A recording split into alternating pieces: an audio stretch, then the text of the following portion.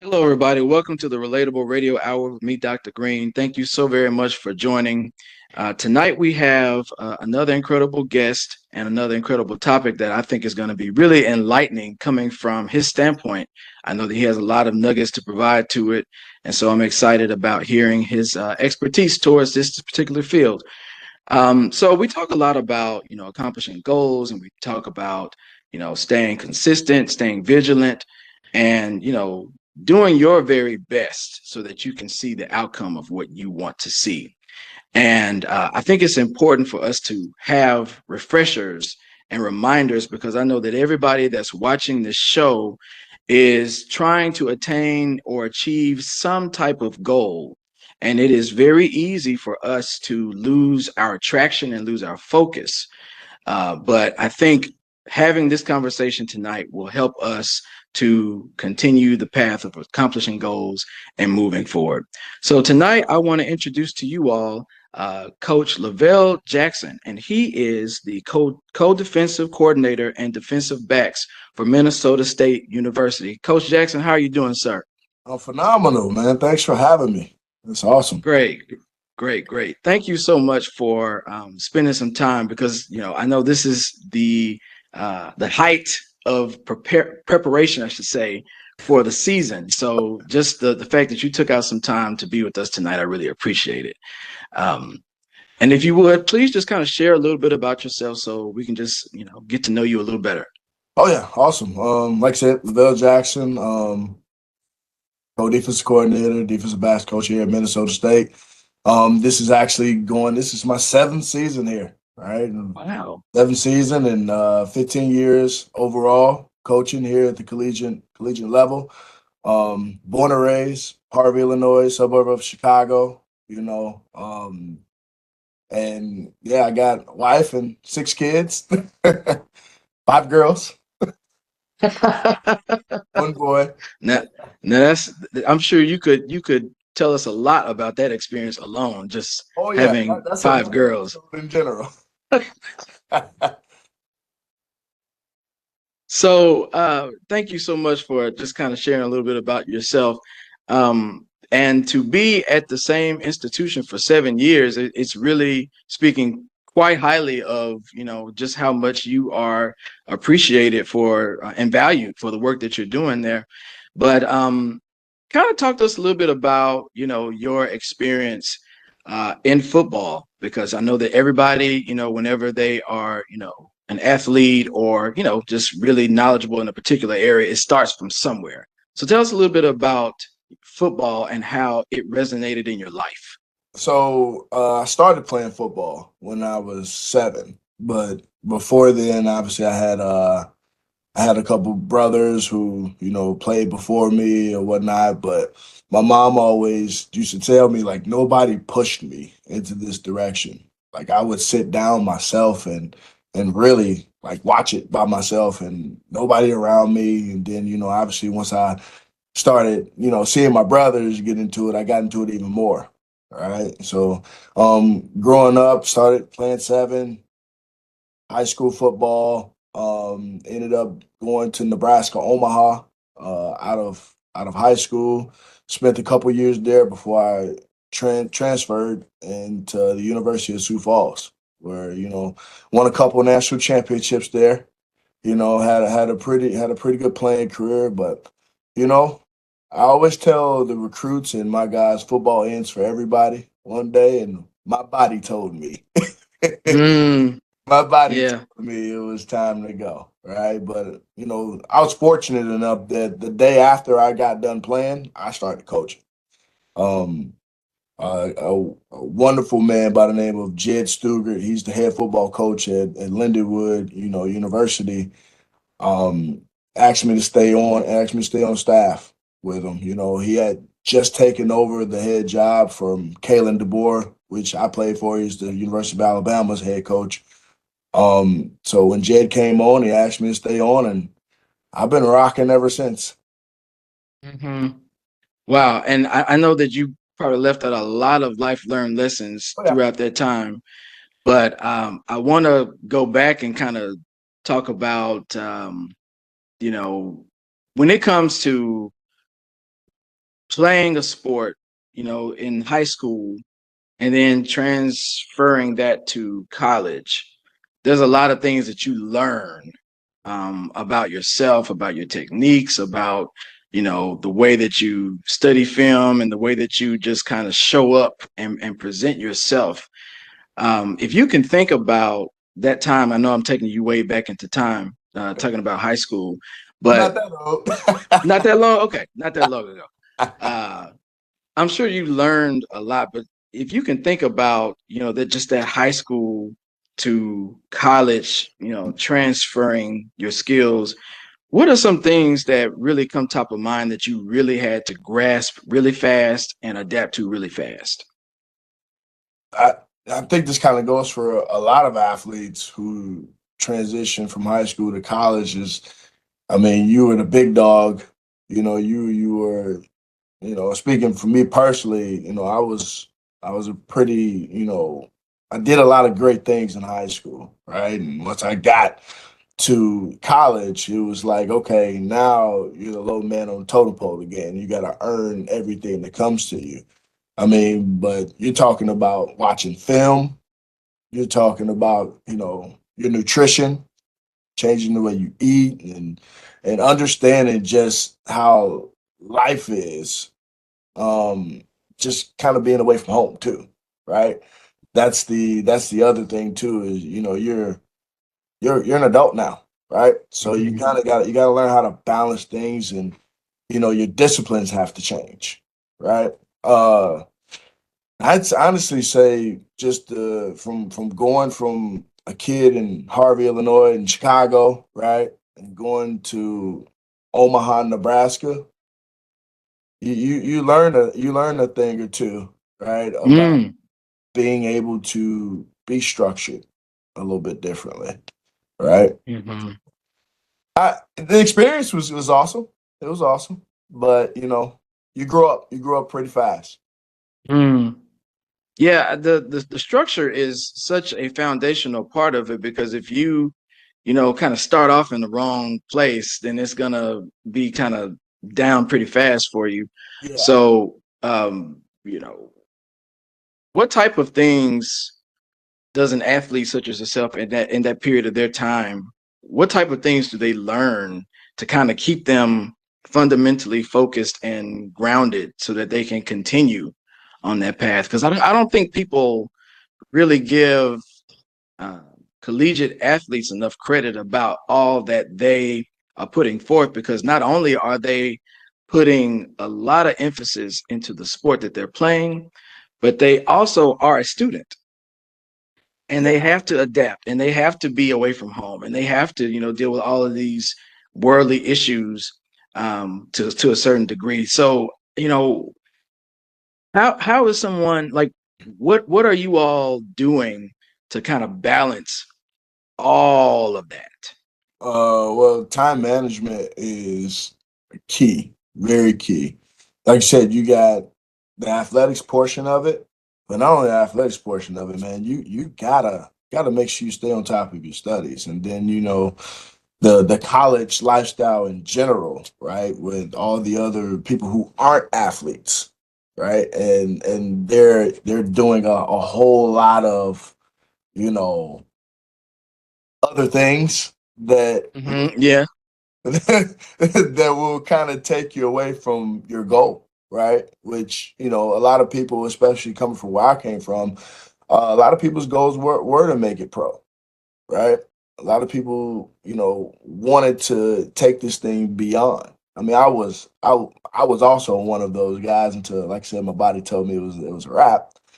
Uh, Hmm. but for the most part, man, I mean, us as coaches, it's kind of, our job to help guide them in that direction, right? We'll have carved out times where, hey, this is your study table time, right?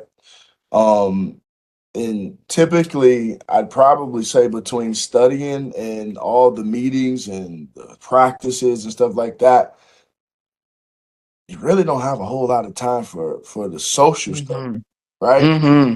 Until Hmm. after the season. Then obviously you do what you're supposed to do, being a college student. But it's tough. Yeah, and I'm glad that you acknowledged that. I'm thinking about many moons ago. I was the RD for the football team at Mississippi State, Mhm. and they were almost kind of like robots. They Yep. did what they had to do as far as practicing. They ate, they went to class, they went back to practice, and they came back to their rooms. They were pretty strategic in everything that they did. And then even not so far ago, I was the director for athlete retention, and so I had to kind of work with a lot of those teams to get those study halls structured, Yep. because that's a part of their DNA, like that structure and that planning, so that they can execute all of the things that they need to accomplish. So it's really, really important. I'm glad that you mentioned that time management is super key. And of course, super key in anybody that's trying to accomplish a goal. If you can think about, um, that time again, you mentioned that, you won some championships. You had some really high experiences. Um, what did you learn about yourself during that time period as well? Because not only are you learning how to, be structured and being foundationally sound, but you're learning and growing within yourself. What did you learn and grow and learn about yourself? Um, I think especially with me transferring, you kind of you get caught up in the college lifestyle period, right? And then once you find yourself in in that spot where it's like, all right, you gotta make a change, you gotta do something to make sure you're bettering yourself. I think me transferring to the University of Sioux Falls, resiliency was something, and mental fortitude was another thing, right? Grew a lot during that, and being able to accomplish and be mentally strong and persevere through different phases. And that phase was something that I learned a lot about myself with. A lot. I think I think the transition from me having to remove myself from Nebraska, Omaha, and go and just learn new faces, new Mm-hmm. playbooks, new, just, it was just new, right? And so when I did that, sometimes you just gotta put your hard hat on, buckle your seatbelt, and just go, just do it. Mm-hmm. And really, more importantly than anything, I say is that stepping out on faith type deal, right? I'd say my faith grew a lot, Mm. during that time, and as well as beyond that time. Um, it's funny because I feel like, you know, you'll you'll get removed from places that aren't suited for you if you're Mm-hmm. open to it. All right. But if you're stuck in that way, stuck in doing the things that you weren't really meant to do, then you'll get left there. Right. Mm. Um, I think if one thing about me is that I've always been open to that aspect of my life. Right. So by me being open and ready for it, I was allowed to move into this Mhm. direction. Um, and quite honestly, I mean, I don't know if I'd be sitting right here doing what I'm doing right now had I not been open, willing, and ready.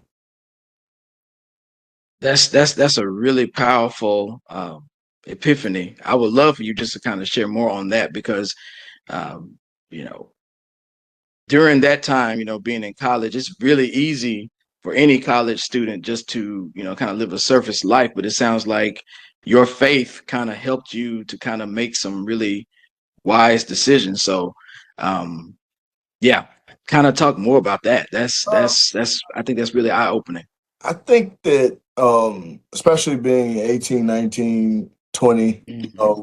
you make those 18, 19, 20-year-old mistakes. Yes, yes, You know what I mean? yes, And not to say that 21, 22, 23, and beyond you don't right. make those same type of mistakes, but you try to learn from it, right? And I put myself in a position where, like I talked about earlier, nutrition. I wasn't taking care of my body the way that I normally do, and I wasn't focused the way that I should have been. Early on in my college career, which kind of led me to transfer, right? Led me to Mhm. getting, to a spot where, all right, look, dude, you gotta fix this.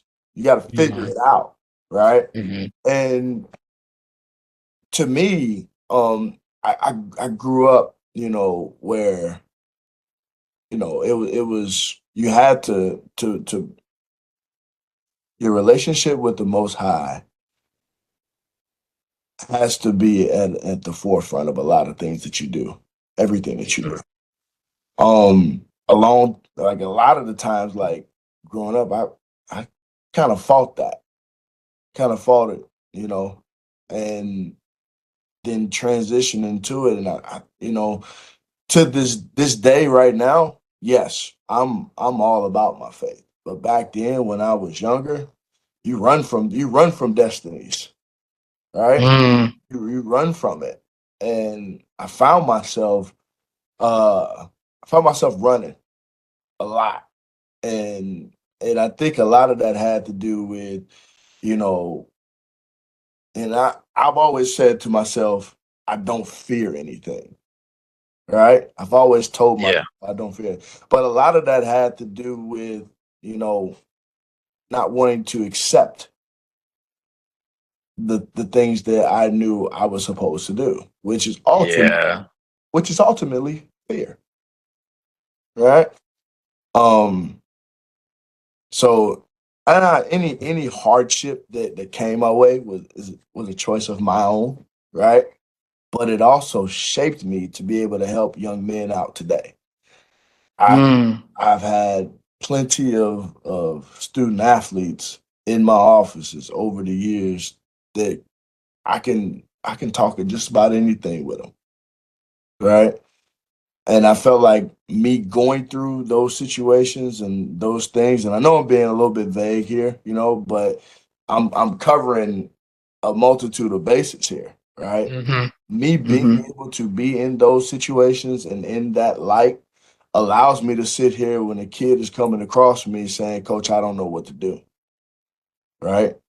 And I'm able to help guide them because that's ultimately what it's about. It's about helping guide young men, into the next phase of their life and hoping you can make a difference in a positive manner. Mhm. Yeah. I mean, we experience so much so that we can share it with other people and help them through their challenges and their journeys. And it sounds like you kind of use that in your arsenal belt to kind of help your athletes now, your student athletes now. Um, quite quite amazing that you noticed that at such an early age. I mean, we talk about 18, 19, 20 being early, but I mean, it really is. We're, at the very onset of us, kind of getting into that adulthood. But it sounds like you were able to have some firm awareness of that helped you kind of make some really really tough decisions and to get through some challenging times too. You know the And you of know the thing course, about using those experiences. I'm sorry, Go ahead. but you know the thing about awareness is that you're aware, and sometimes you don't always do the right things when you're aware, which makes it worse, right? Yeah. You Yeah. tend to hit your head a couple of times before you really understand. Okay, I need to really Yeah. dive into it. Yeah. Yeah. That's the worst part about it when you know that something's wrong and then you still do it. Yeah, I mean, we're supposed to, combat that. If we know that it's wrong, we're not supposed to go towards it. We're supposed to learn from it and know not to go towards that thing. But that's the human side of us that always is nagging. It's always a nagging thing for us to it does. not go towards it. It Yeah. does. I mean, you kind of gotta push through it, you know, and like I said, I'm big on spirit, on being spiritual in a relationship with the Most High. Like you gotta pray yourself through it. You gotta read. You gotta dive into a lot that, quite frankly, for most people is uncomfortable. but you have to Why do you be, think that is? but just the because people want to do what feels good to Mm, hmm and it's the human nature of it. It's like it's like, for example, if one of my players decided, hey, I really want to go get this interception over here, but I'm supposed to be in my quarter over here, but it's really hmm interesting to go get this thing, and then next thing you know, hmm like pumps that thing and throws it where you're supposed to be. It's touchdown, Yep. right? It's equivalent to that, right? You find yourself really wanting to touch this thing. The stove is hot. I'm gonna touch the stove is hot, hmm and you don't know the stove is hot until you touch it. When Right. you were told multiple times the stove is hot. hmm So yeah, Yeah. I mean, that's that people want to do what they want to do, yep. and they get burned. As just to put it in that analogy, to touch the stove. I mean, if you touch it, it's gonna be hot. You get So burned. you Right. yeah, you get what you get in that. So thank you for just bringing that up. I mean, I think that's a integral part to bring into just your journey and to, kind of help someone that needed to hear that. So I appreciate you sharing that. Sure. Um, I'm imagining I know the answer to this because you seem to really have a strong sense of your spirituality. But, you know, in playing in the college realm and being in those competitive, moments and those really challenging moments in playing games that required a lot and required a lot of skill and execution to complete certain plays and everything else. I know that there is a lot of I wouldn't necessarily say fear, but a lot of challenges that you face, and you have to kind of stand your ground in order to execute those things so that you can push through and win the games or win titles or whatever the case may be. How did you, and I'm sure you kind of share this with your players, how did you manage to persevere through those challenging moments that, really led to some amazing outcomes? Um, it's a quote that I really loved, and I've loved it while I was playing. The quote is, "Discipline is the bridge between goals and accomplishments." Mm, And you have to maintain that discipline, right? I remember my junior year, just going back into my playing days. Um, hmm I was a punt returner, kick returner, defensive back, and all that. And there was a point in time in my junior year in the season where I, quite frankly, struggled catching punts. Right? I get the ball and I do some work, but hmm problem was is that I didn't maintain my focus. It- mm, So that off season, and I had to catch like 100 balls a day. I literally went out there with the punter at the time hmm and just said, "Hey man, just kick them, kick them, over and over and over again." It was one of those things where it became like, okay, he's ready to go. Head coach, Coach DeBoer comes out, he sees me working, and then, you know, come season time, I'm ready to go. By the end of the year, number one punt returner in the country, right? Oh. But I had to go through that trial to realize, hey, discipline you need to increase. And one of the things hmm my guys right now, we got this. We call it a brand, right?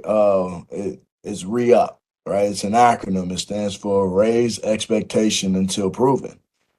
Oh, I And love that. yeah, and I tell them all the time, okay, so what happens, when you're at the mountaintop, when you've climbed to the mountaintop and you've risen your expectation, you proved it, right? What happens when you look down? And typically, if you're hearing that for the first time, you're like, oh, you chilling, you resting, right? No, because when you look down, there are a million other people doing exactly what you did to get where you're at. Mm. Now you got to raise expectation until proven Mm. again, again, and again, right? It's a never ending cycle. It's about, raising, and I always say the standard is the standard and it's not going to change, but it can change when you raise it, right? Yeah. And the Yeah. problem is for a lot of people, especially young athletes, when that standard gets raised, you can't go back to the old That's standard. right. That's right. Can't, because you've already shown that this is the level that we want Mhm. to be at. And if this is the level we want to be at, the old level, you can't look back, right? You can't Right. you can't look back and try to relive the glory of what was. That's old. That's Hmm. that's like looking at Lot's wife. Hmm. I thought of that when you made that reference of All not right, looking back. Hmm. she looked back, got turned to a pillar of Right. salt. Right. Right, I thought of that instantly. and it would have been easy for Lot and the daughters to look back at her, but they kept going. They kept going forward, right? And that's part of raising the expectation until you prove it. You got to keep going Hmm. and do it till you can't do it no more. Hmm. And it's interesting that you brought up, just the fact of that discipline and what you did in order to improve and to become better. I had a good friend on the show probably a few months ago, and we talked about motivation versus discipline. Hmm. And it's kind of like the age old question. Is it better to have more motivation or discipline? Um, I feel like you kind of answered it in what you just said, but just for the sake of your thoughts of it, because I mean you are dealing with those two factors, interchangeably, especially as it relates to coaching your players. But what do you think about it? Is it Okay, yeah? Tell so me what your I thoughts. firmly believe that discipline is needed. It's necessary, right? However, you can be disciplined as all get out, but if you ain't motivated to get the job done, that discipline is only going to take you so far because Hmm. it's a want to. You got to want to do it. In order to want to do it, you got to be motivated to do it, right? And I'm big on motivation and getting folks hyped up and that portion of it, right? Because a lot of what we do is mental. A lot of what we do is mental, and you can mentally psych yourself out of doing a lot of stuff if you're not motivated to do it. Just because you know how to do it don't mean it's just gonna get done. Hmm. So is it not okay? So if you have the discipline to do something, could you still do it successfully even without motivation? Because if it's becoming a part of your routine, it's a part of your daily structure, that this is what you do. You may not feel like doing it, you may not be motivated to do it, but you do it for the sake of it being a routine. Is that not an approach that's still going to be successful for you if you just look at it as a part of your routine slash discipline? Oh yeah, you'll be successful. You'll definitely be successful just being disciplined and doing it. That is, what do you want? Is the Mm. is the better question. Mm-hmm. Mm-hmm. The outcome of it. Yeah, what do you want? Do you want things to be status quo? Right? Do you want Mm-hmm. things to be the way that they've always been and you're gonna get the successful outcome that you want? Or do you want things to be better than they have been so you can get a better outcome than what you've always gotten? Mm-hmm. But yeah, discipline, you can absolutely be successful at being disciplined. You need it. You You need do. it, right?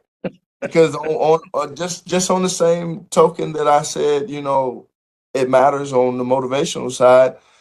If you really want it and you're motivated to go get it, but you don't know how, you don't know the structure, the things that go, the intangibles that go with it, the discipline that comes with getting whatever it is that you want to get done. It it won't happen. They Hmm. go hand in hand.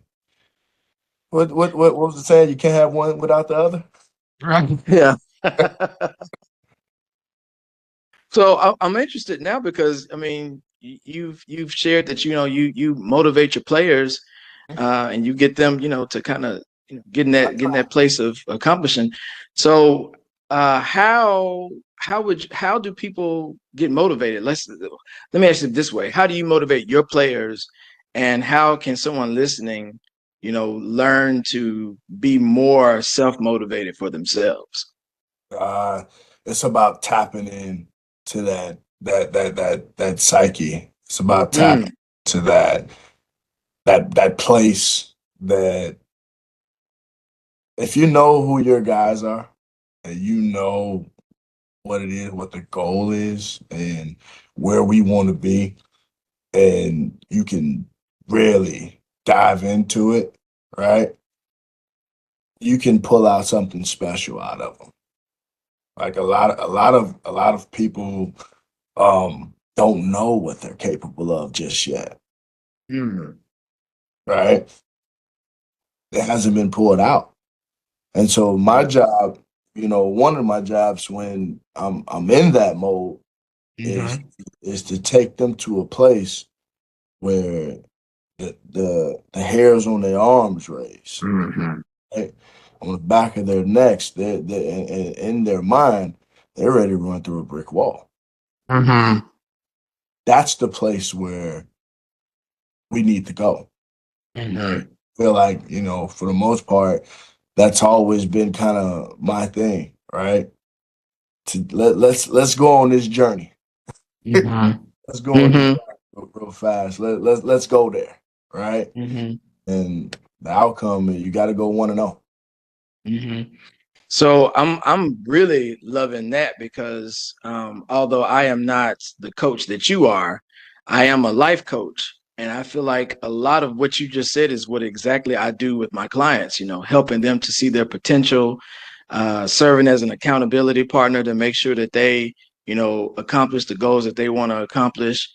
All of that goes hand in hand for their end goal of whatever it is that they're wanting to accomplish, but helping them just to kind of see that potential in themselves. I think that's really an important thing to bring to the table, and it fits quite nicely with this conversation. So thanks for pulling that out. That's spot on. I couldn't agree with you more on that. So yeah, you've been in this field for quite some time. You told us that you knew when it was time to forego playing football. Well, before we get into that, just kind of share with us the experience. Yeah, let's get into this first. Share with us a little bit about the experience about winning that national title and just being titles, as you put it, and just kind of being in that space. Because I know that that's like one of the main things that an athlete wants to accomplish is just having some type of title or being, just kind of being rewarded for the hard work that you've put in the entire season. Talk to us about how that was in that regard. Winning the national title is exhilarating. Now, Mm. I've been on both ends of the spectrum. I've won two and I've lost two now. Um, I tell you what, winning is a whole lot better than losing. But one of the things that my defensive coordinator told me after we won the first one, because we won two back to back, his name's Chuck Morrell. I walked up to him and said, "Man, thanks, coach. Because I just transferred there and got a play. Hmm. And thanks, coach." He looked at me straight face and said, "We're not done." Wow. And in my head, I'm celebrating, Right. right? I'm Yeah. I'm celebrating. I'm happy. It's a Hmm. joyous times. I'm with my brothers, right? Hmm. Hmm. In his head, we weren't done, which turned out to be true because we end up going back the next year and winning another one, right? But it was kind of a double edged sword to me. It's kind of like, all right, should I be complacent and Mm, be happy with what I've done right now, or is there more to do? And by all means, if you're winning a national championship, I'm sure he was happy on the inside, just of like course. everybody Yeah. else was. Like the culmination of the things that you have put yourself through for this season and a little bit before to get to this point, yeah, you're happy. You're excited. But to understand the mission, to understand, yeah, this is nice, but everybody's coming back. Hmm. And now that we've won it, the expectation is nothing less than this now. Right. To be in that moment, to have that feeling in that moment, I this might seem completely weird to a lot of people, but I understand it. Completely understand it. The job's not finished. In your mind, this is a 2-year process, right? You just completed half the process. Yeah. It's not over, right? Hmm. But winning, there's the day of, not a feeling like it other than seeing, your child born or getting married or whatever the case may be in that aspect. But from that perspective, it's an awesome feeling completely. Hmm. I'm sure the statement I mean, you just shared it with us so easily. So I know it stays on your brain. Mhm. I know that that was something that you added to your intensity to just stay competitive too. Because I mean, to say on the actual field when you all just won that we're not done yet.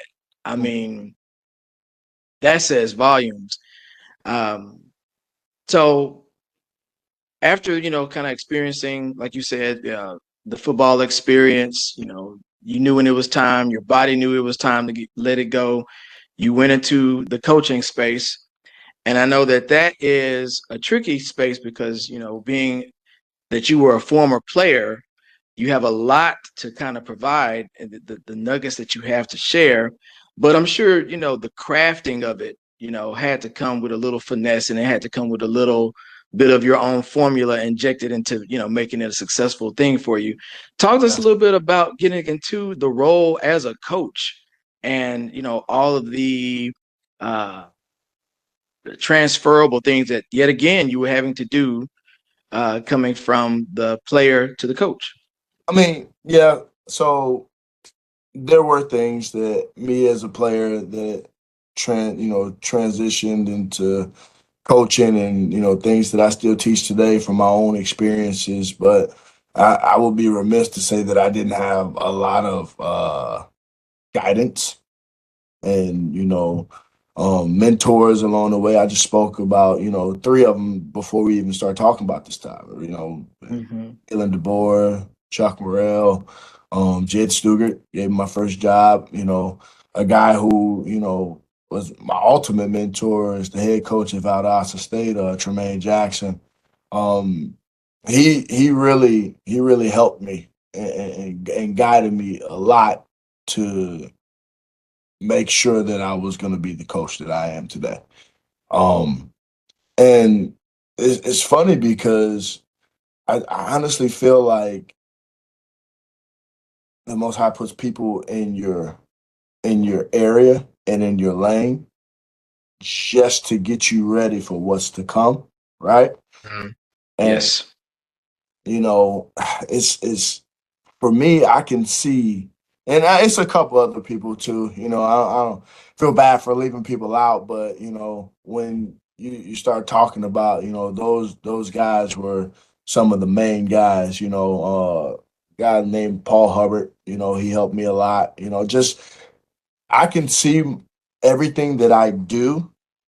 Um, I can see a little bit of everybody that has had a hand in guiding me, right? Hmm. Um, I can see a lot of my high school head coach. But the thing about it is though, is that you take what you've learned, good or bad, because there Hmm. are some things where you learn like I'm not gonna do that, right? Hmm. But Right. take what you've learned and then you learn to make it your own, Hmm. right? You learn through experiences like, okay, I did it that way this time. I don't want to do it that way again. Let's try this, right? And we talk about, 15 seasons and I've since I've been here, this is going into year 7. I mean, we're talking I have 11 all conference guys, 3 all Americans. Got a guy right now that's in training camp with the Atlanta Falcons.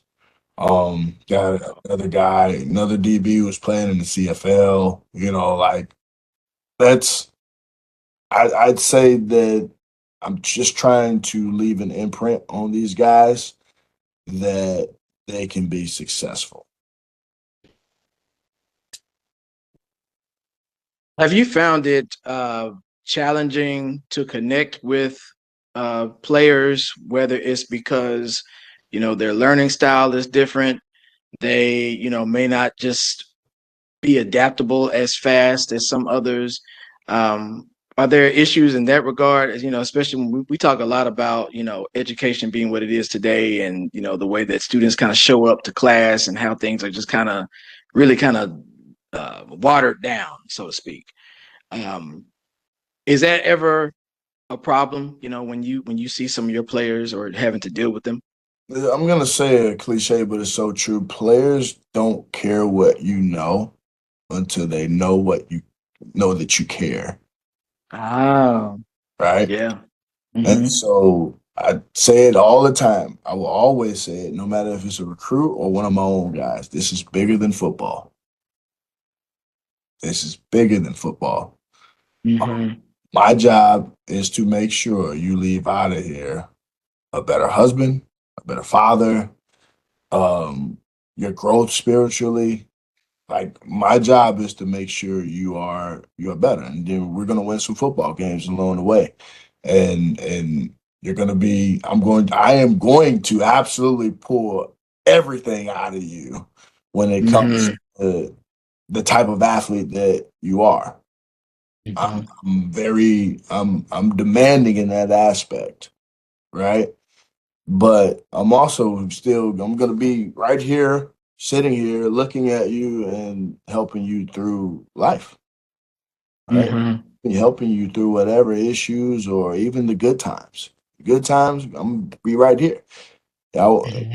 I really, I'm so one of the best things about it is that I can get a phone call from one of my players to say, "Hey, I'm getting married. I want to send me your address so I can invite you to the wedding." Hmm. That part, that means that I've had some type of impact on you throughout, Hmm. right? Hmm. And that's the part that I love. I look forward to those. Yeah. Yeah.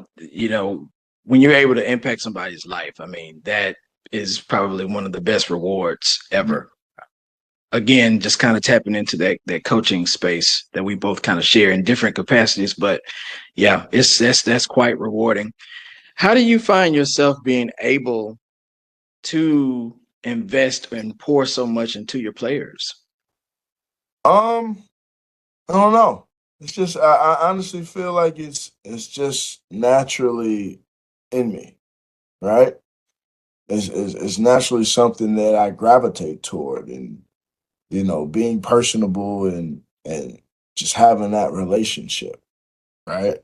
And I think you kind of look back over the years, and doing a lot of reflecting right now.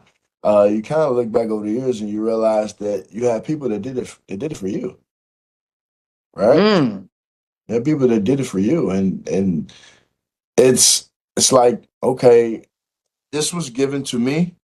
Now it's my turn to give it back, Hmm. right? And it's kind of that's a cycle that needs to be repeated, right? Oh yeah, This that positivity, paying it forward. You know, 100%. the the positive experiences that you have shared, that you have been privy to, sharing that for other people in their future, and so they can keep that going with someone else and keep it going. I'm certain that, just having the impact that you've had, and also, having those discussions and being there with them has made a long lasting impression on them that really stands out to them. Um, and you said that's one of the main things that you love is, of course, when you get that call about, being invited to the wedding and things of that nature. Anything that's great, I'm sure if they call and tell you about, that's gonna brighten your day and make everything just kind of worthwhile, hard work and effort. But I know that, coaching is a challenge too, because you said earlier that you have a family, you have 6 kids, you have a wife, you have a life outside of that too, but you have so much to invest in the coaching side of it too. What are some of the challenges that come along with your day to day, as a coach? So just how you had the transition from being a high school athlete to a college athlete, Hmm. all time management. um, It rings back, huh? Comes back. yeah, Yeah. somebody always said, one of the coaches I used to work with, the game always comes back to you, right? And it comes back to that portion of it's like when I leave work, I want to leave work, right? I'm going to hang out with my wife. I'm going to play with my kids. I'm going to be in this family, right? Be present. Being present is very important to me.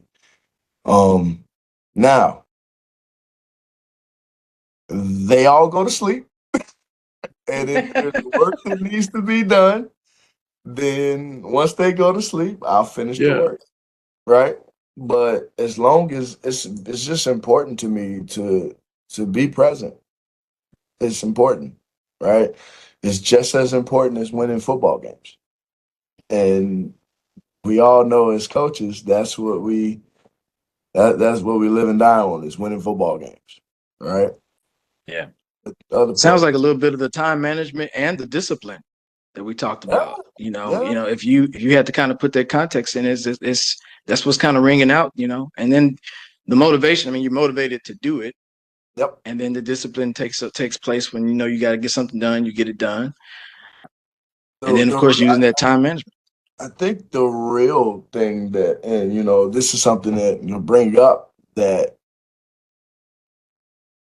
we all fall short too, right? Yeah, I feel like that's something that doesn't get discussed enough. I mean, I think everybody, when you start talking about the families and football and time management and all that stuff, yeah, that's what it is. That's what you have to do. But the areas in which, like, okay, I don't have enough time to do Hmm. this.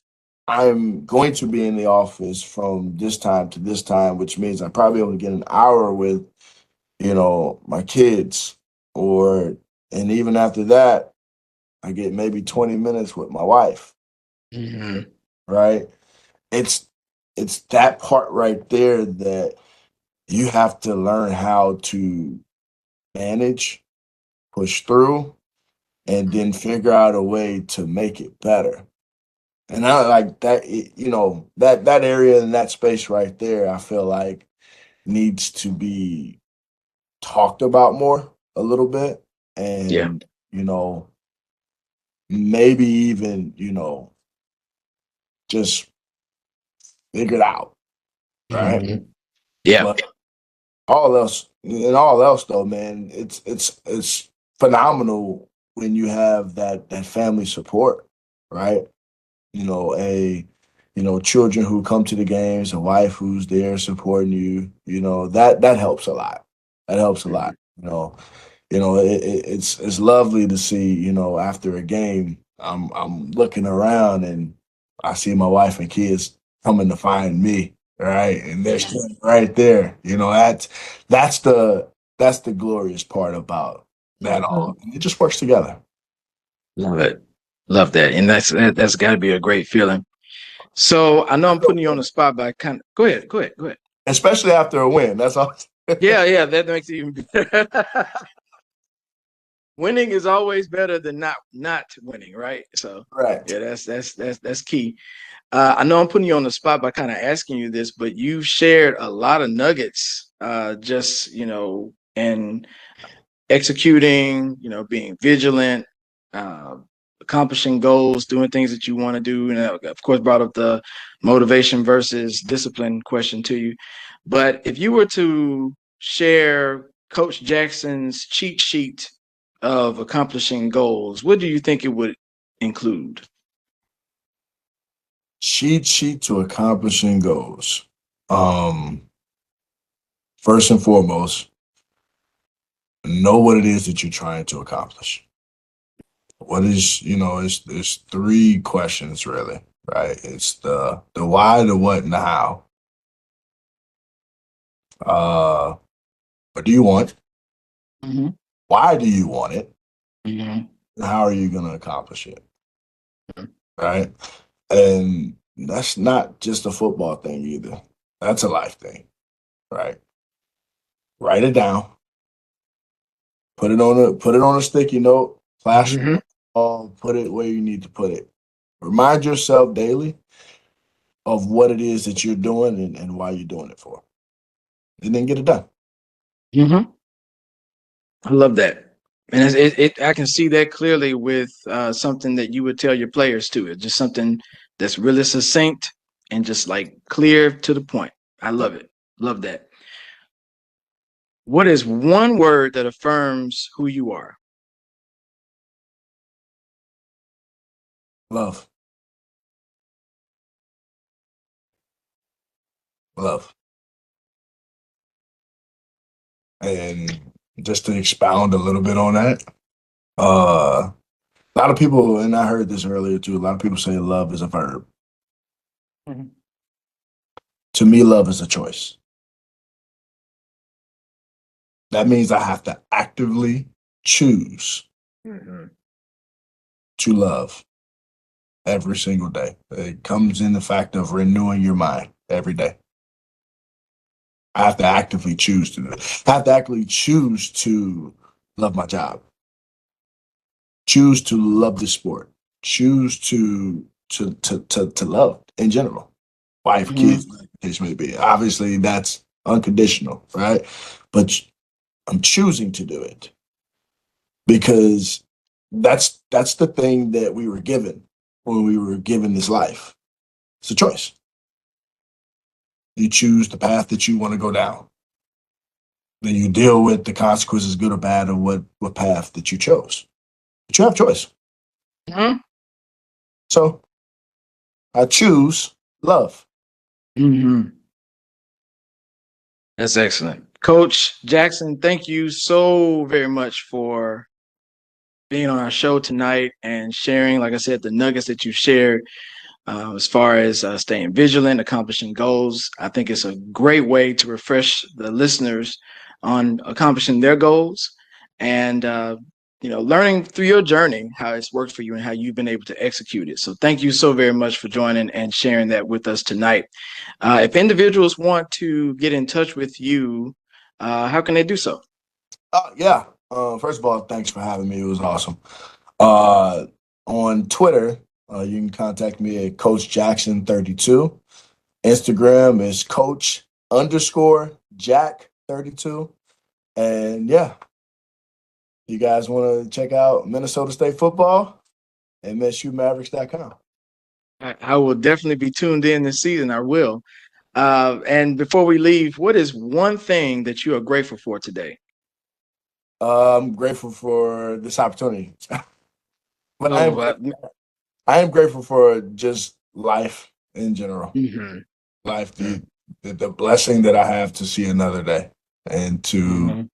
impact. Yeah. Yeah. Yeah. Well, we appreciate you just being on the show. I thank you for again carving out that time. Thanks again. I think if I were to think about something that I'm grateful for today, um, yeah, I'm just gonna say I'm grateful for the air conditioning, man, because you're in Minnesota, you don't have to really deal with this, but I live in That's not Mississippi. true. That's Uh, not true. Well, I mean, it's a different. We got to be honest. It's a different heat in the Yes. South. Yeah. It's just it's and so, we are, tapping on 99, 100 degrees with like 80% humidity. It's ridiculous. So I'm grateful for air conditioning. So really grateful for that. And going Uh, outside today. yeah, I'm pretty much going to be in for the most part today. Um, so thank you again, Coach Jackson, for joining us. And thank you all for listening and watching. I want you all to follow me on all my social media platforms and definitely go to my YouTube page and see this episode or many other episodes to come and previous ones as well on YouTube, Dr. Sherman Green. And please join us again next week. We're going to have another amazing topic, another amazing guest. Have a great evening. Have a great weekend.